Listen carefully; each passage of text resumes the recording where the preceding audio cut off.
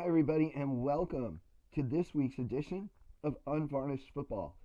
I'm Michael Jackson of the Game Before the Money, and with me is Upton Bell, former Baltimore Colts executive, former New England Patriots general manager, and former owner of the World Football League's Charlotte Hornets.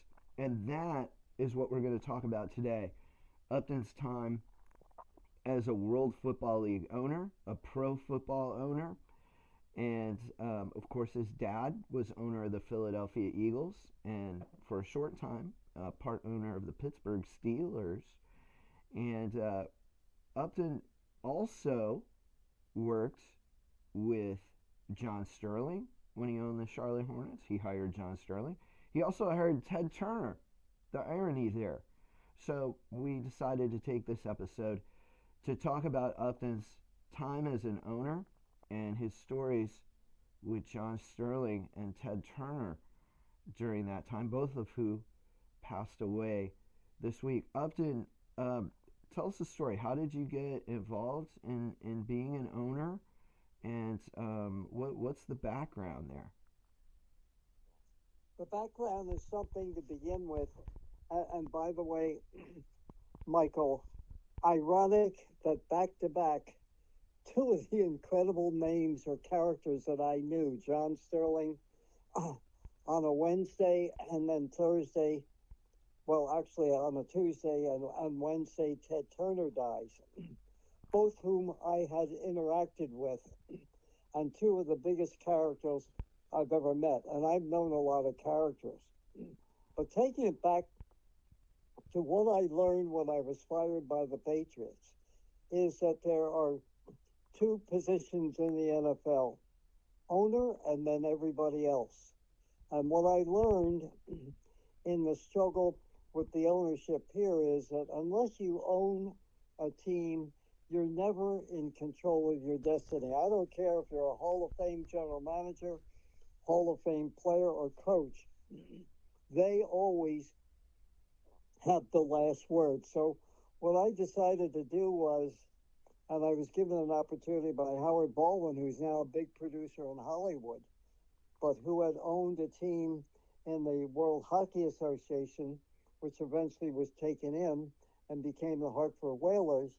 And then he got involved with the World Football League. He and John Bassett, who ended up signing Zonka, Kick, and Moorfield from the NFL and the Dolphins. And I know I'm going around about here, but trying to set the scene for these two people that I was involved with. What happened was that Howard Baldwin had called me and said that Bob Smurfs, who used to own the Celtics and at the time did own them, also had a team in the World Football League, the New York Stars. And he said they're in trouble financially. He would like to unload them. Do you have any interest at all in taking them over? And I said, yes, I do. I said, but I will not take over the New York Stars unless I'm able to move it to Charlotte, North Carolina, a place that I had scouted for years when I was with the Colts as a potential site for an NFL franchise. As it turned out, the franchise wasn't going to be in the NFL. It was going to be in the fledgling World Football League. So I made a deal. I took them on consignment, the New York Stars, took them immediately to Charlotte. Our coach was then former Patriots player and a terrific guy, Dave Perilli, who was their quarterback there and actually ended up being the backup quarterback to Joe Namath when the Jets beat us in the '68 Super Bowl. So anyway, long story short, if there's some way to do it, I take them to Charlotte. We have a fairly good season in 1974, and then coming back in 1975. And what had happened is that the local radio station, WBT, was also the CBS affiliate, and they really wanted our rights, and they did do a great job. In the meantime, there was another station, a TV station in Charlotte called WRET, which was owned by the immortal Ted Turner. Years, Oh, years before he became Mr. CNN. So I got a call from their general manager, Jim Thrash, and he said, listen, Ted Turner's coming to town. He wants to make you a proposal. I said, any proposal is good. Any type of TV coverage is good. So, so what happened was he arranged a meeting, and what I did is I got my lawyer who had a great office. I said, because I don't want to bring him into my office over another building. But he said, we can meet up in my law offices, which was at the top of the North Carolina National Bank building, and much more appropriate for a guy like Turner. He comes walking in, and I knew right away, this guy is truly a character. He was dressed in slacks. I don't think he might have had a blazer on, but he had shoes with no socks. Now, this is 1974, and very rarely did people have shoes with no socks, walked around that way. So came in, kind of put his feet up on the table of the lawyer's office, and we began to talk. And I will say, after 2 hours, it's one of the only 2 hours I ever met with Turner. It might have been two of the most fascinating hours I've spent in my life, and that includes interviewing presidents in the White House, you name it, all the people I've known. But what he was saying was, he said, listen, he said, Upton, we're going to take those Charlotte Hornets and we're going to plaster them all over the South. He said, I'm not worried about the NFL. The Turner Network will make you famous. So, near the end of the conversation, because he was right at the moment in the middle of the America's Cup, and actually he won it in 1974. was he on the yacht? Oh, he commanded the yacht. Oh, okay. Now that's something I didn't know. Wow, Ted Turner won America's Cup. He was a big salesman. I mean, he was into sailing and was very, very good at it. I mean, there were stories about him already, how he would crack a whip. You know, we got to get this, we have to do that on the ship. And I think somewhere, Michael, there is film or video of him actually on his boat. And it's ironic because earlier in the year, I had gone to Newport because I had friends that were covering the America's Cup. And they used to take me over to the very august New York Yacht Club, where everybody talked with a jet jaw, because at the end of each day's sailing, they would come back and report to the members of the New York Yacht Club, and one of them was the head of the America's Cup in Newport. I mean, it's all of this. In comes this Southern boy that's going to tell them all how to do things. And I mean, he was legendary there. And back to the conversation, he said to me, why don't you come to Newport? He said, come down, spend some time with us. And then he said, later on that summer, I'm going to be in another big transatlantic race if you'd like to come join us with that. And I'm saying to myself, I'm trying to survive as an owner of a football team in a league that might not make it through the year. But he had this grand vision. And this is the thing that I think that made him and CNN, everything that Turner did was on a grand scale. And I had known beforehand that he had come back from a lot of things, including his father. You know, they had the biggest sign company in the South and made millions in it. And then he had a TV station also in Atlanta, and later on owned the Braves. He was into all sorts of sports. But his father, at a very young age for Ted, his father blew his brains out. Father committed suicide. And he kind of recovered from that and went on to have a incredible career. So at the end of our conversation, he said, because a lot of his thinking was out loud, and a lot of his thinking was also to test people around him. And he said, I'm thinking about, he said, I know we're about 4 or 5 years away, about having a cable news network, a national, international cable news network. And he didn't say to me, what do you think? But I stupidly said, well, it sounds like a terrific gamble. I'm not sure it can make it. I mean, I always remember that. I actually put it in my book, Michael, that, my faux pas of saying that. Present at the creation. Present at the creation, my and life in that the book NFL. is available from the University of Nebraska Press. Which you and I both wrote for. So we both have books on the University of Nebraska Press, yes. But when looking back on that, and I think he kind of said to me, well, who would do your TV? As he continued to say, I'm going to put you on during the South. And remember, that was the year, I believe, either that or 75, when the NFL players went on strike.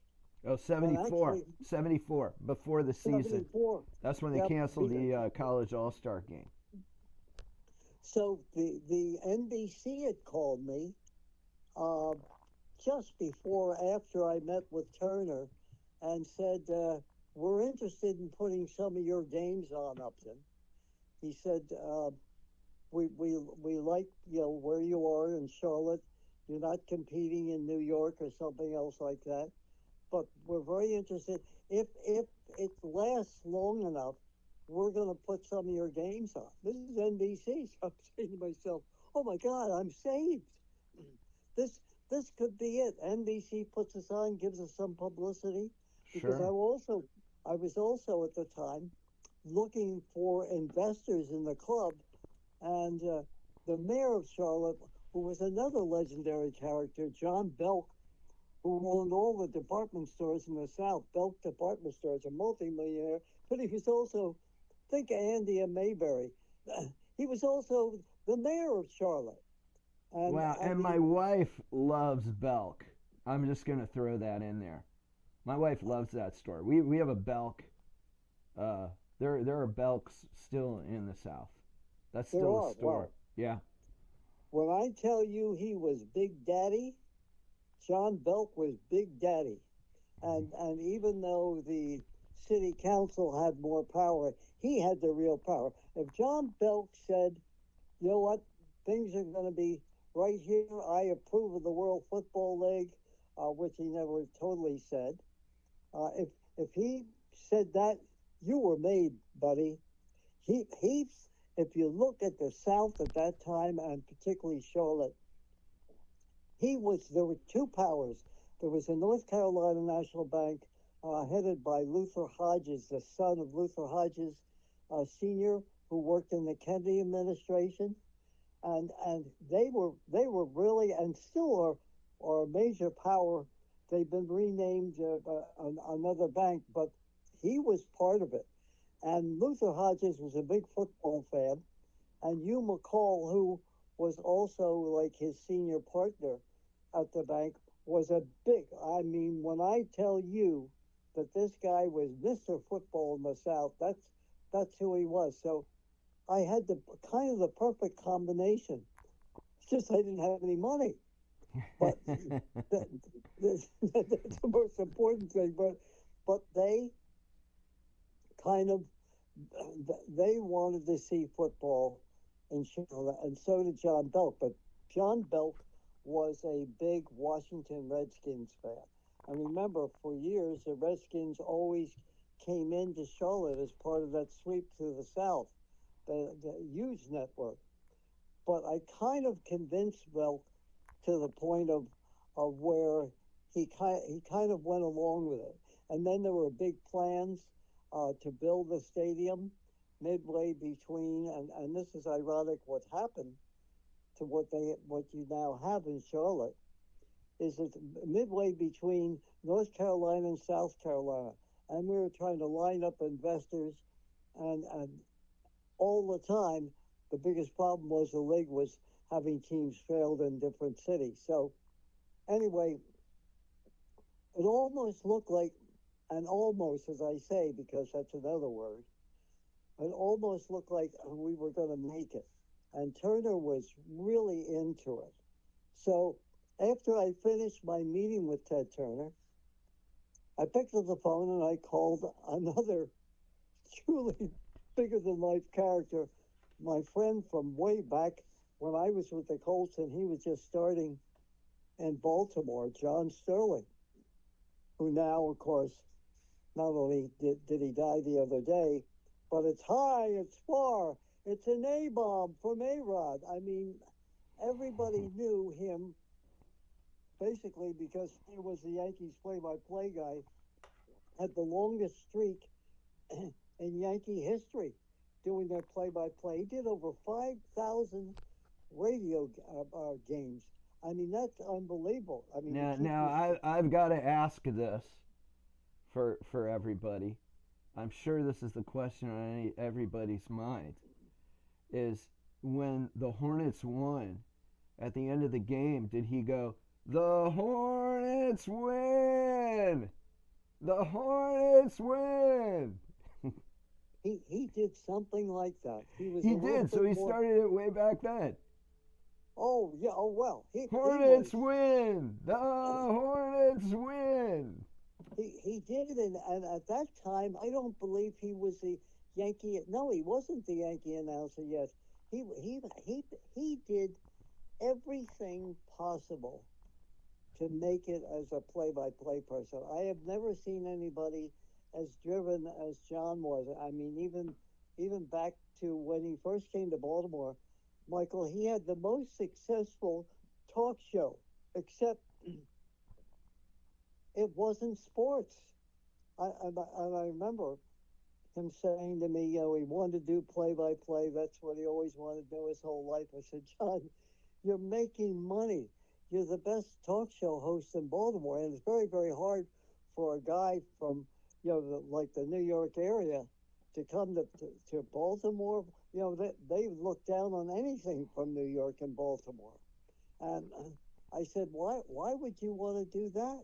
He said, because I always wanted to do play-by-play. So he actually asked me when the Colts were playing, because the Colts ruled Baltimore. In spite of the Orioles winning at the end of the 60s, winning 2 world championships, it was a Colt town. So he would come to the press box, do a setup, sit in a separate booth, and do a play-by-play of the Colts game. And he asked me occasionally when I come in and do some color on it for him. And so he could put this together and send it out to other people. And I know people in the Colts press box were probably laughing, sneering at him, saying, who the hell's this guy that does a regular talk show that's trying to do play-by-play of the Colts or whatever it was? So he did everything he could in Baltimore, eventually ended up when Jim Carvelis, who used to do the Baltimore Bullets when they were in Baltimore, he took over and did Bullets games. He even went to Morgan State, which was a predominantly African-American college that had many players like Leroy Kelly, go to the pros, went to the Cleveland Willie Browns. Lanier was another. Willie Lanier, one of the best, with Kansas City. Sterling did their play-by-play when nobody would necessarily do that. He did it for 7 years. I mean, he totally tried everything. And then he got another break. He went to Atlanta. He did the Braves games. He did basketball. He did a talk show. He did everything. Then came to New York. I mean, he was all over the place. Did a regular talk show in New York, but also he did the Nets. He did every bogus or non-bogus league you can name of. He did their play-by-play and finally ended up with the Yankees and started a streak that I think was longer than the Iron Man Lou Gehrig. And I can remember talking to him from time to time. Maybe I called him once a month, and he would talk about all of the things that he wanted to do. And one of the things he wanted to do is thinking about all the great announcers that the Yankees had in the past. Remember Mel Allen, have another white owl? How about that? How about that? This week in baseball with Mel Allen, Sterling wanted to set the record of the most broadcasts in Yankee history. And believe me when I tell you, there were times when he was really sick. There were times when he was overtired. Because think about whether you're doing baseball, but baseball more importantly than basketball or even hockey, you're doing 162 games. And to do that with modern travel the way it was, you get on a plane and you're going from place to place to try and do that and keep up, physically and mentally. I mean, I don't know how he did it, but he did over 5,000 games. And I think once he got that record, and it took him many years to get that record, but I think you could see that, he wasn't going to do it anymore, or at least try to cut back on it. And finally, I asked him, what kind of finisher? He said, the road trips. He said, it's not so much at home, but the road trips. This is also a guy that never went on the internet. I mean, you talk about a Luddite. John was the guy everybody in town knew. Every place you would go, even if I went to Rhode Island, Connecticut, everybody knew John Sterling. Stories on him in the New York Times, you name it. And yet this is a guy that wouldn't go on the internet, basically, had no interest whatsoever. I said, can I email you? He said, you can't. He said, call me. He had no internet. He had no email. He had none of it. No Twitter accounts, nothing. There was no ego on that side or desire to be, anything bigger than he was, which was once he walked in that booth and started to yell out all those famous calls. In fact, the other night, ABC News with David Muir ended up with a tribute to Sterling with all of his crazy calls, the A-Rod, A-Bomb, you name it. And they had it on there. That's how big he really was. Yet, if you knew this guy, as controversial and all the other things about him, you would say, I can't believe it. This is the same guy that you hear on the radio. Completely different. The other thing that he liked was once he got to the off season, he called me and he said, I have 3 TV sets. He said, he has 2. And he said, I can't wait. An NFL doubleheader. He was so deep into the NFL. He didn't bet. He said, I look forward to it. I got my whole Sunday, Monday, Tuesday, whatever it is laid out. And that's what he did. He loved NFL games. But when I think about the marriage of Ted Turner and John Sterling, as strange as it might seem, you have to think they were truly the odd couple, but they were truly 2 of the most unbelievable people I've known. So, John Sterling was the television announcer then for your Charlotte Hornets? Yes, he did. In fact, it was funny because they wanted to make sure that everything really looked good, and whether it was Turner or one of his people, they totally outfitted him in a whole new suit and a complete outfit for the TV show. And he was, as offbeat as he might be, he was a big hit. And it's too bad that we didn't do more of it, because when the league went down, that was the end of it. But for that period of time, the combination again of Sterling and Ted Turner in their own ways, completely different, but on the same plane. Now, a lot of us fans, I think I'm speaking for the general fan here. Um, a lot of us have a dream to own a pro sports team, an NFL team. A lot of that really has to do with we would really like to be able to replace the coaches on the teams that we cheer for, or maybe the play calling, or maybe the quarterback. And that's kind of as much as it goes for a lot of us. Now, can you kind of talk about when you owned the Charlotte Hornets, and then going back to your memories of your dad owning the Eagles and partly the Steelers?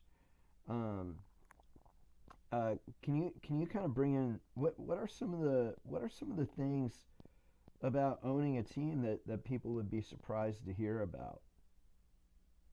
Well, the first and foremost would be the responsibility that you have. I mean, today's multi-billionaires, they don't think that much about it. To them, it is basically, a big investment, and they look at it less as a football operation. Let's say the NFL, which is the most powerful league of them all, is that what they have lost is the people going all the way back to my father, and in my case, learning the same lessons that my father learned. And that basically is you do have a responsibility, but it's a great worry, especially, the NFL, before Bert Bell became commissioner, the NFL, and when he invented the pro football draft, which, by the way, I was looking up the other day because somebody had called me to do a story on it. I said, do you know that both the NBA and NHL and Major League Baseball, it took 20 years after Bert Bell invented the draft and showed the way it could be, that any of these leagues basically adopted a draft day and a common draft. Baseball being the last, I think. I think it was 1967. But It in was those around days, 65 or 66. I got yeah, to chat with Larry Durker, and he was in the last year of player signing before the draft, and he was actually the amount of money that he made um, in a bonus was actually a good piece of what led to the draft. I remember Larry Durker. He pitched for Houston, right, John? Yeah, he did. He did. He pitched for the Astros. The Cubs were hot on his trail, and the money kept escalating significantly from the time like maybe he had dinner to the time he went to bed. It was very quick. You'll have to listen to the Texas Sports Hall of Fame interview that I did with him on the Texas Sports Hall of Fame podcast to really get the details. I can't remember them off the top of my head, but yeah, it went up really, really fast. And I think Larry might have still been 17. I think the Astros had him start a game on his 18th birthday. So if I remember right, his parents had to help him with the contract.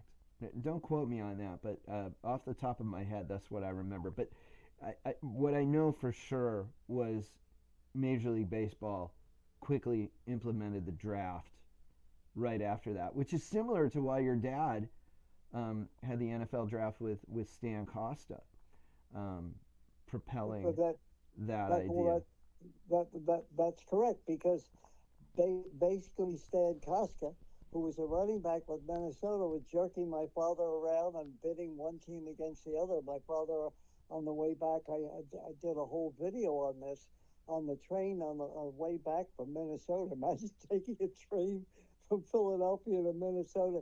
He finally decided enough of this. The league is going to go down because teams like myself, the Eagles and the Steelers, and other teams in the league, and it was only, I think, a 9-team league at the time, they were going to go under because the Bears and the Giants, and later on the Redskins and the Packers to a degree, were making all the money. And up till then, 20 plus teams went out of business. So he did it as a survival and got it finally pushed through again in Pittsburgh, where they had this last major draft that the NFL, has promoted now, has become a TV phenomenon. But what I applied and what I learned growing up and watching my father struggle with the Eagles and then swapping franchises and becoming 50% partner with Art Rooney of the Steelers is how close you are to really your team and the league closing down and how to survive during that period. And what I applied from that era to when I took over the Hornets is that I said, you know what, I know I'm getting into a league that, much like the old NFL, is on the brink, and maybe the league won't make it. But even if it doesn't, I'm going to take that chance because I want to take the ideas that I have brought through and learned in dealing at both the Colts and then later on in the Patriots in a very impossible situation. I want to take what I really want to do, and even if it's only for a year or two and the league doesn't make it, I want to implement those different things that I've learned and want to try out. And I could never do that as a general manager because you're always subject to what the owner wants. But in this case, I was able to do things that I've always wanted to do. Want to hire my own coach. At the Patriots, I had to fight the ownership to get rid of the coach that I wanted to get rid of and bring in who I wanted. Ironically, I never lasted long enough to do that. And in the meantime, the Patriots turned in a different direction. 5 owners fighting among each other. In the case of the Hornets, I basically owned the team and would put together the management, and by that I mean the ownership. But I hired a coach, Bob Gibson, who eventually, when the league went down, went to the Giants, and then in that famous call, instead of having a quarterback sneak, handed the ball off to Larry Zonka, and he fumbled, and the Eagles won, and that was history, and he got fired. But that was the Joe Pizarnik play for everybody. Yeah. For everybody, just a quick recap. That was the Joe Pizarnik pitch out that Herman Edwards scooped up and returned it for a touchdown in a game that the Giants had won, but then snatched defeat from the jaws of victory on that one play. They call that the miracle at the Meadowlands, and you can see that you see that play all over the internet. So yeah, very infamous play in NFL history, and that's unfortunate for Bob Gibson that because that really became, and it still is, kind of a joke, a long running joke, in pro football history. Well, that one play cost him his job because I think he eventually would have been a head coach again in the NFL. But so many good coaches in the world football, like Jack Pardee, who won a championship with a team that had no money, basically, and was in all sorts of not only financial but other legal problems. But Gibson, I hired off the staff of Memphis. John McVay, who was the head coach of Memphis, went on to be the coach at the Giants for a while, and then became the general manager under or over Bill Walsh at the 49ers, had a great career. And Sean McVay is of the Rams is one of his either cousins or whatever it is. But I was able to hire my own coach, set my own front office, run it as a very tight operation, and we were able to put together a football team that we had the least amount of payroll of any team in the league. You know, the league went out and spent all sorts of money, and a lot of those teams went broke. But in my case, we paid the least amount, and we had more players. When the league went down, basically, Michael, 70% and up of my players were signed into the NFL, including and coaches. Lindy and Fonnie, our defensive coach, ended up becoming the Packers coach. Bob Gibson went to the Giants, and then a guy by the name of Herb Patera was hired by the Rams. Most of my team and my operation were immediately hired, including Gary Danielson, who I think is still doing or did TV up till about a year ago. He just retired this past season. He just did his final game. Mm-hmm. And he was the Lions quarterback for years. Yeah, he was a pretty good quarterback for the Lions. He was. And I remember telling him, because at Charlotte he was the backup to Tom Sherman, who played at Penn State. And I remember I kept saying to him, and I said to Gibson, tell him to get off his ass.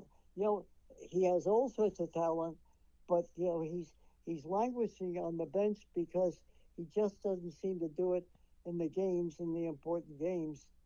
And yet he turns around and has a really good career with the Lions. So my experiment, and what I always wanted to do, no matter how much money I lost, no matter that the league went down, I'm satisfied that I got the opportunity, no matter what happened, to be able to run a team the way I wanted and run it successfully, even though the league didn't make it. So, lesson learned, don't go into a league without any money or pretending to have a lot of money. And what is interesting is that one of the other ventures, the World Hockey Association, which this league was kind of based on, and Howard Baldwin, my friend, and John Bassett and others, that league survived enough to merge with the NHL. We didn't survive long enough. But I did do this. When the league went down, I called Dan Rooney, and the NFL was looking to expand, and I said, listen, I've studied this territory for years. I studied it when I was with the Baltimore Colts, because I used to come through here scouting. I said, this city deserves an NFL franchise. And I did live to see my dream fulfilled. Just the franchise wasn't my franchise.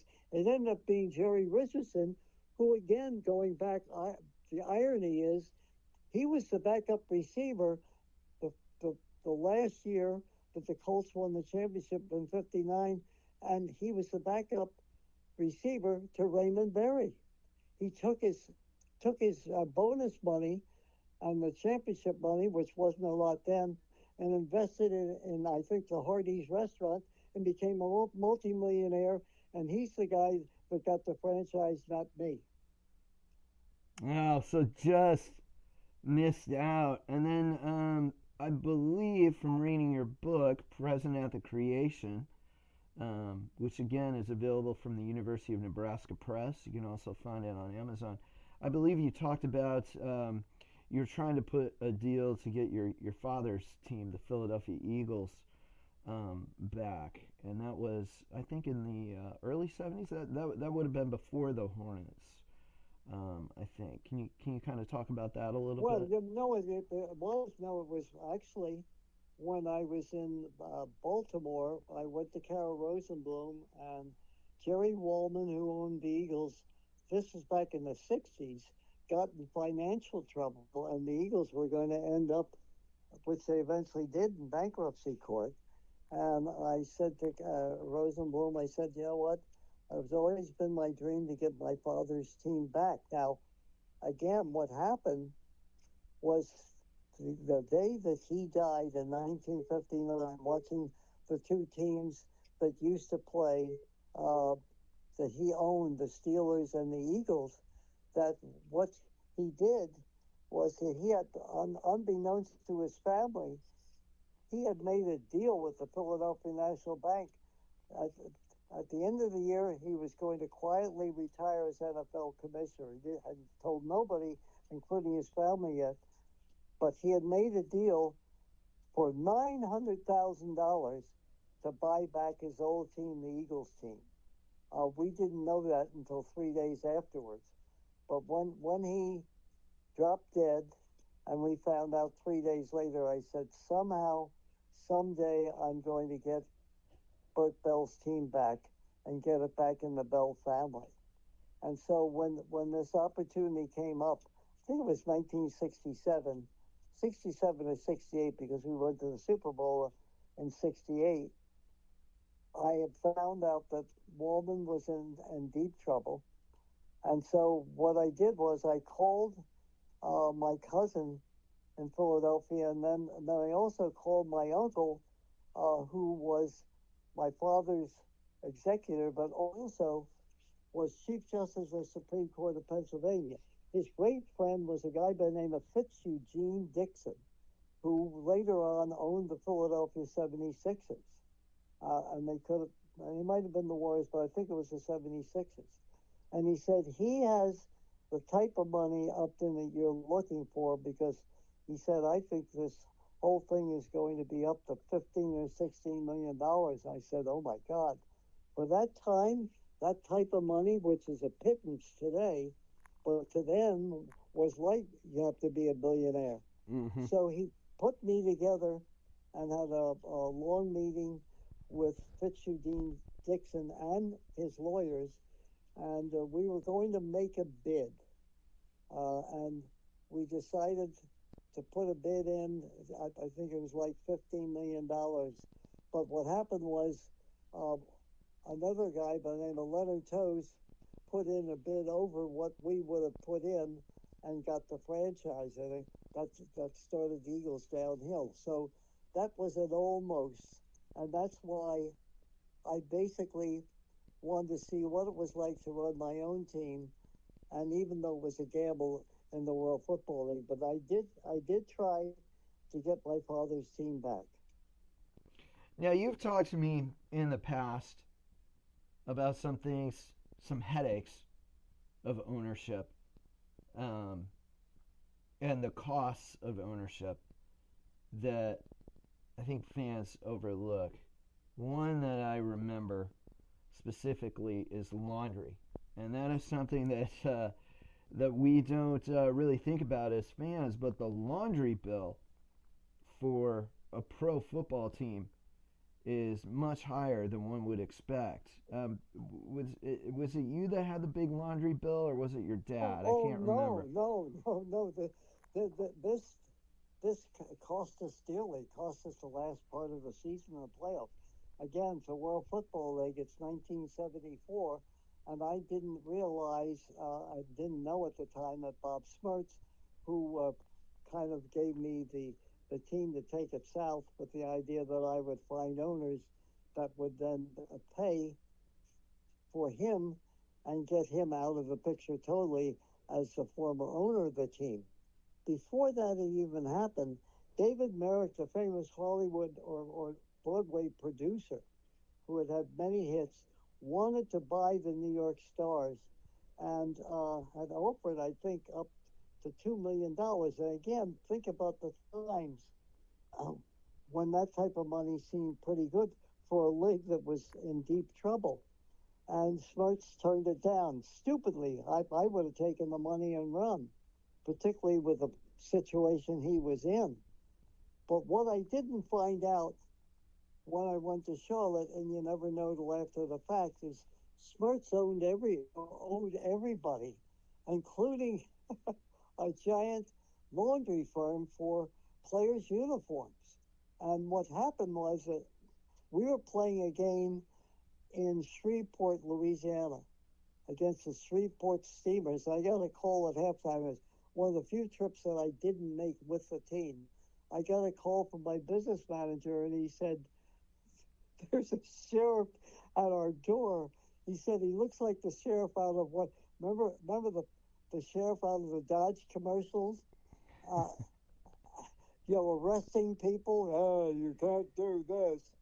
There's a sheriff at the door that said, you have a choice either before, during, or after the game to turn over the uniforms because the creditor that is owed all the money on the uniforms wants them back immediately. So I said to him, is there a way to play the game and get out of there before they confiscate the uniforms? He said, there's no way. He said, this sheriff is at the door. I mean, and that's what happened. Our players came back without uniforms, and we needed them to play the next week. As a result, we had to cancel 2 games because we didn't have any uniforms. And it Wow. was only finally they they they gave us back the uniforms to finish out the season. We couldn't go to the playoffs though, and we had actually made the playoffs that first year. We couldn't do it because we had no uniforms. Can you imagine? Can you imagine that? I said, "Oh my God, this must be what it was like in the '30s with my father and the owners that actually survived." And that's what it was. Now, yeah, also travel costs are enormous. I think you played a game. There was a team in Hawaii, so traveling from Charlotte to Hawaii for a road game, that's getting an entire pro football team over there, especially in the 1970s. That must have been pretty expensive. Well, any of them. I mean, there's another story that I have in the book that Robbie Loud, who used to be at the Patriots, I made him director of pro personnel because I wanted to bring Bucko Kilroy in here, who's another fabulous character that belongs in the Hall of Fame. Great drafter, and great player. But what happened was that Rami Loud always wanted to be an owner and be the first African American owner in football. So he took over the franchise in Florida. And they were called, I think at the time, the Florida Blazers. Yeah, And, I think that's right. The Blazers. Yep. and so what happened was to keep them going, I had certain investors that we could at least keep the Hornets going. He was selling drugs. And Oh, so jeez. what happened? So he got caught with that and stripped of his ownership and in deep problems. I think he went to jail. But the judge, when they're trying to figure out, we were due to play them that week. This is in the second year, 1975. We're due to play them that week, and the conversation was unbelievable. The judge wasn't going to let them come up unless the team, being us, we have already sold out the game. They had really a terrific team. Jack Pardee was their coach, who went on to coach the Redskins. They had some terrific players. They were very, very good. Bob Davis, who was an All-American quarterback at Virginia, was their quarterback. Tommy Riemann was the best running back in a very, very good running back league in the World Football League. So the judge called from the courtroom to my lawyer with me in my lawyer's office saying, the only way I'm going to let them, the Blazers, come up and play you, the Hornets, is if you pay their way up and pay their salaries. So maybe the only time in history, maybe in pro football history, I agreed to do that. I remember saying to my lawyer, Dick Thigpen, I said, can we afford to do this? He said, probably not. But we have no choice because the game has been sold out. What are you going to say? The fans show up, no team is here? So we did. We paid their way up. I did. And I remember after the game, the worst part was we paid their way up, and then they beat us in a very, very big game. I remember walking down on the field, and, and the and the quarterback said to me, Upton, thanks so much for the victory, but thanks so much for the paycheck. That was it. How many owners pay the team to fly up, pay the airfare, and then I went down on the field after the game and actually handed them their checks. You talk about stranger than fiction. How do you like that one, sports fans? Oh wow! Well, that was great. Well, Upton, a really great conversation this week about owning a pro football team, and just the great stories with John Sterling and Ted Turner. And I knew we said we'd do the NFL AFL wars kind of recap this week. We kind of alluded to that last week doing that, but this was really timely. We had to throw this one in, and just really great stories. Is there anything else you want fans to know about what it's like to own a pro football team? Well, I liked owning when I owned because you dealt with problems every day and you have to love something. I always say this in life, whether it's successful or not, you have to love something. You have to love something you're doing. If you don't, you're wasting your life. In spite of losing my money, in spite of the way the league ended, I wouldn't give it up for anything. It gave me an opportunity that I would never have in the real life today.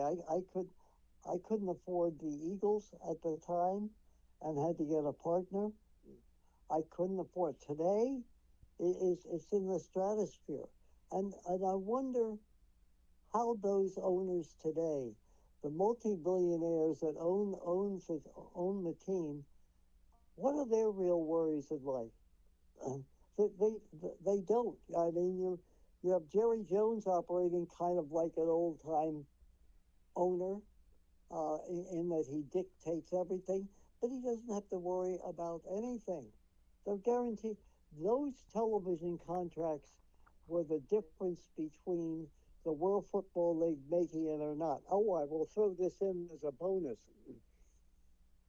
To survive in the second year, we had a meeting of the owners, of the ones that are still left standing.